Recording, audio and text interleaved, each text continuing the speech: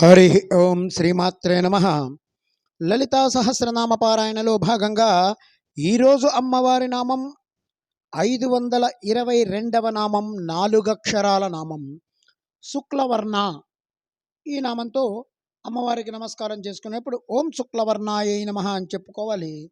శుక్లవర్ణ అంటే తెలుపు రంగులో ఉన్నటువంటి తల్లి అని అర్థం. ఆజ్ఞాచక్రాన అధిష్టాన దేవత తెలుపు రంగులో ఉంటుంది అని చెప్పి ఈ నామం ద్వారా మనకి అర్థమవుతోంది. తెలుపు రంగులో అన్ని రకాల రంగులు కలిసి ఉంటాయి కాబట్టి అన్ని రంగులు కలిస్తేనే చివరకు తెలుపు రంగు వస్తుందని కూడా విజ్ఞాన శాస్త్రం చెప్తోంది మనకి. అంటే ఈ ఆజ్ఞాచక్రం దగ్గర ఉన్నటువంటి కింద చక్రాలకు సంబంధించి నియంత్రణా బీజాలు కూడా ఉంటాయి. ఆజ్ఞాచక్రంతో కింది చక్రాలకు సంబంధించిన వాటిని కూడా మనం నియంత్రించి వాటిని పొందవచ్చు. ఇది పూర్తిగా జ్ఞాన సంబంధమైనటువంటి చక్రం. జ్ఞానం స్వచ్ఛమైనది. తెలుపు రంగు అనేది స్వచ్ఛతకి గుర్తుగా మనం చెప్పుకుంటూ ఉంటాం.